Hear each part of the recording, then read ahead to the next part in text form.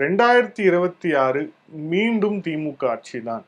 அதாவது இப்போ ஆப்போசிட்ல வந்து யாருமே வந்து ஒருங்கிணைகிற மாதிரி வந்து தெரியல. எல்லாரும் அவங்கவுங்க ஒரு ஒரு இடத்துல வந்து கம்பு சுத்திட்டு இருக்கிறாங்க. ஸோ வந்து திமுக இன்னொரு பக்கம் வலிமையான கூட்டணியோட இருக்கு. ஸோ அதனால 26 மீண்டும் நீங்க தான் வரப்போறீங்க அப்படிங்கிறத சொல்றதுக்கான ஒரு மேடையாகவும் அது இருந்துச்சு. அதோட மைய கருத்தா அதுதான் இருந்துச்சு. அது உண்மைதானே? இல்லை, நீங்கள் 2026 மீண்டும் அவர்கள் ஆட்சியதோட மீண்டும் மக்கள் நாசமாக போகணுன்ற வார்த்தையை சொல்லிக்கலாமா? இப்போ பாண்டிய உள்பட சொன்னதா சொல்கிறீங்க. தோழருக்கு நான் வைக்கிறேன். பாண்டியவுக்கு தமிழ்நாடு முழுக்க சுற்றிட்டு வர்றாரு அவர். எங்கே எந்த மாதிரியான பிரச்சனை இருக்குன்னு அவருக்கு தெரியாமலாம் இருக்காது. எவ்வளோ சட்டம் ஒழுங்கு மோசமாக இருந்துட்டு இருக்கு.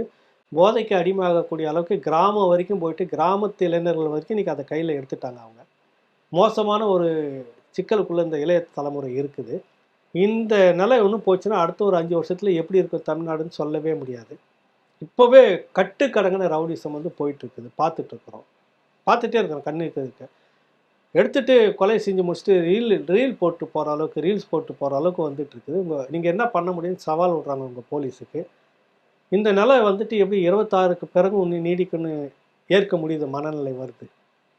அப்போ எந்த மாதிரி மனநிலையில் இருக்கிற நீங்கள் போய் அந்த மேடையில் நின்று பேசுகிறீங்க? எதுக்காக பேசுகிறீங்க? அதான் விஷயம். கண் எதிர்க்க தெரியுது நாடு நாசமாக போயிட்டுருக்குன்னு. ஆனாலும் அவரை பாராட்டி தீரணுன்ற கட்டாயம் உங்களுக்கு இருக்குல்ல. அந்த கட்டாயம் ஏன் உங்களுக்கு வருது?